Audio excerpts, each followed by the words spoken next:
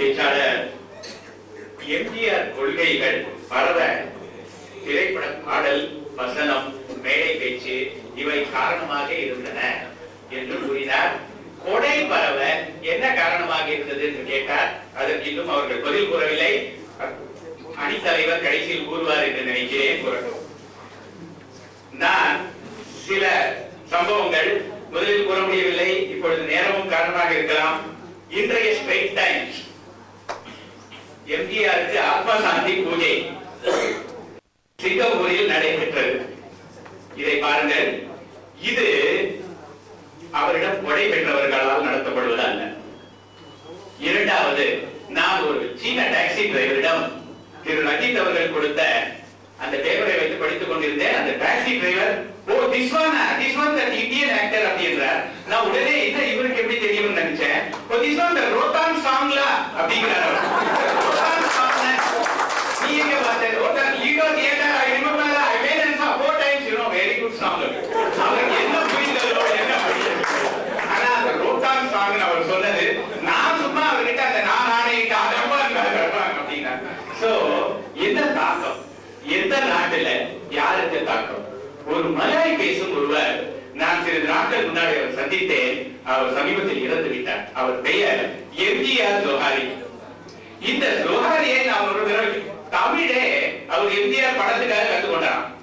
அவர் அவ்வளவு அருமையா தமிழ் பேசுறாரு. ஆனா எம்ஜிஆர் வந்த காலத்தில் அவர் சிறிது கொச்சை தமிழ் பேசினார்.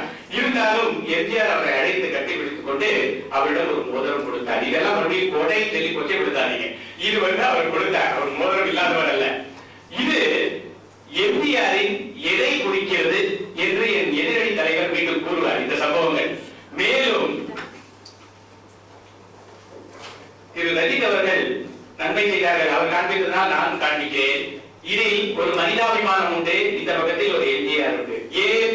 அவர் இஸ்திரி பெட்டி கொடுத்தார், தையல் மிஷின் கொடுத்தார், கார்கள் கொடுத்தார், சைக்கிள் கொடுத்தார், இலவச சைக்கிள் கொடுத்தார், அரிசி கொடுத்தார், சேலை வேட்டிகள் கொடுத்தார். இதையெல்லாம் ஒரு படம் போட்டிருக்கலாமே, போடல. அதனால அவர் அங்கேயே கொள்கை வெற்றி பெற்று விட்டார். மேலும் சிலவற்றை, அதுதான் நான் மறுபடியும் கூறுகிறேன்.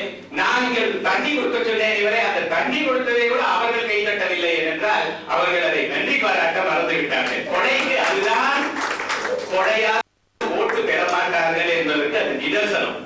ஏனென்றால் அது ஓட்டு கிடைக்க கொடை மிகவும் முக்கியமானது அல்ல. ஆனால் கொடை அவர்கள் மனிதாபிமானம் பலவற்றை கூறியிருந்தது. ஆனால் நான் அவர் பத்மஸ்ரீ விருது பெற்ற பொழுது 62 டெல்லிக்கு சென்று அது ஹிந்தியில் கொடுப்பதால் பெற்றுக் கொள்ளாமல் வந்துவிட்டார். இது ஏன்? இது என்ன கொள்கை? பாரத தகவலை கொடுக்கும் போது யாரோ அதை பற்றி இது ஒரு வியாபார படம், இதற்கு என்ன சிறந்த படம் வேண்டி இருக்கிறது என்று ரிக்ஷாக்காரனை கொச்சைப்படுத்தியதால் அவர் அந்த விருதை பெற்றுக் கொள்ளவில்லை. ஏனென்றால் அவர் என்ன கூறுகிறார்? ஒரு விருது பெறுவதற்கு அந்த தகுதியை எல்லோரும் ஏற்றால்தான், ஒருவரும் விமர்சனம் செய்யாமல் இருந்தால்தான் நான் அந்த விருதை பெறுவேன். அந்த அவரை கொச்சைப்படுத்தி பேசியவர் மறுபடியும் மன்னிப்பு கேட்டாலும் அவர் அந்த விருதை பெறவில்லை. முக்கியமாக தெரிந்து கொள்ளுங்கள். இங்கு சிங்கையில் நான் கேள்விப்பட்டதெல்லாம் சிலர் எம்ஜிஆர் குமார், எம்ஜிஆர் செல்வம், எம்ஜிஆர் முத்து, எம்ஜிஆர் சேகர் இப்படி பெயர் வைத்திருக்கிறார்கள். அதாவது அந்த இனிஷியலே எம்ஜிஆர். இது என்ன இப்படி என்றால் எம்ஜிஆர் பால் அவர்கள் கொண்ட அன்பு. அவர்கள் எம்ஜிஆர் படத்தின் தாக்கமே தவிர அவர்களுக்கு ஒரு கொடையின் தாக்கமும் இல்லை. இது முக்கியமாக புரிந்து கொள்ளுங்கள். மீண்டும் அவர் செய்த சில நன்மைகள் அவர்களே சிலது கூறுவார்கள் என்று இருந்தேன். அவருடைய தானங்கள் கொடைகளிலே நிறைய இருக்கின்றன. அவர் கண்மூடித்தனமாக கொடுக்கவில்லை. அவர் கொடுத்த கொடை எல்லாம் ஆங்கிலத்தில் கூறுவது போல் மானிட்டர். அவர் மறுபடியும் இன்னொரு ஆடை வச்சு நான் கொடுத்த பணம் அவருக்கு சரியாக சேர்ந்ததா, அதை சரியாக பயன்படுத்துகிறாரா என்று பார்த்து வா என்று கூறுவாராம். அதுதான் கர்ணனுக்கும் எம்ஜிஆருக்கும் உள்ள வித்தியாசம். மிக முக்கியமாக புரிந்து கொள்ளுங்கள். அதை அவர் பெற்றது வெறும் வீண் போகக்கூடாது என்றதும் அவருக்கு இருந்தது. அதுவும் ஒரு கொள்கை. முக்கியமாக கொடையை அவர் வெறும் கொடுத்து விடவில்லை. அந்த கொடை சரியான இடத்தில் சரியானதாக உபயோகப்படுகிறதா என்பதையும் அவர் பார்த்தார். மேலும் பாரத ரத்னா விருது உலகத்தில் இந்தியாவில் முதல் தமிழ்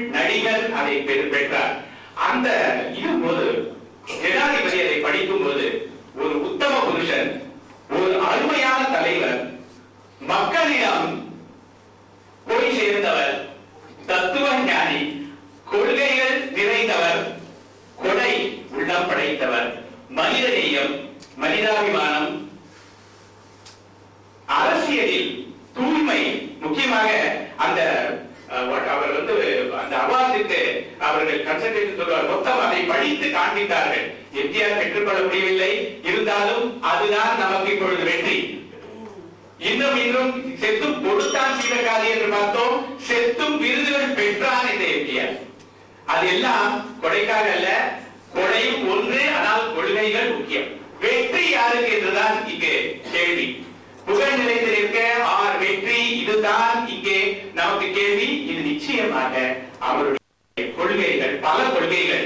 சில உதாரணங்கள் நிறைய இருக்கின்றன, நாங்கள் நேரம் வைப்பையால் கூற முடியவில்லை.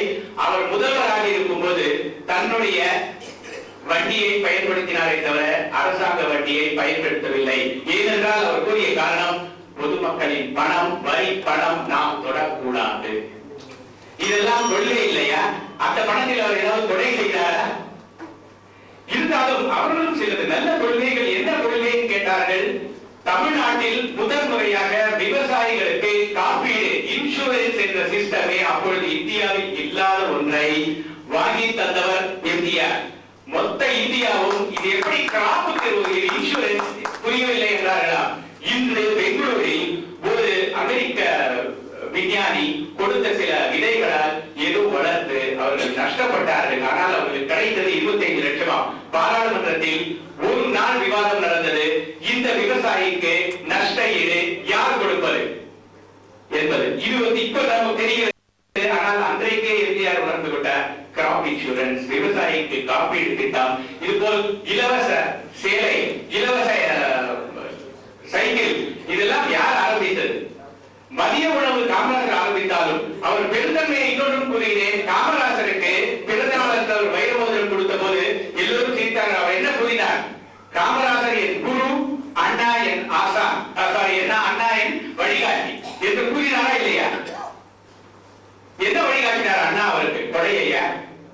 கொள்கைகள் தான் வழிகாட்டி. அந்த கொள்கைகள் தான் கடைசி வரை அவர் கடைபிடித்தார். தோற்காத ஒரு தலைவர், அதுதான் வெற்றி. எந்த ஒரு தேர்தலிலும் தோற்கவில்லை, கடைசி வரை வெற்றி பெற்றுக் கொண்டே இருந்தார் அவர் தேர்தல் களத்தில். இது மிக முக்கியமானது. வெற்றி என்று கூறுவதால் கூறுகிறேன், வெற்றி பெற்றவர் வெற்றி பெற்றவர் வெற்றி பெற்றவர் என்று எங்கள் அணிக்கு சாத்தியமாக அவர்கள் இந்நேரம் முடிவு செய்திருப்பார்கள் என்று நினைக்கிறேன். வணக்கம், நன்றி.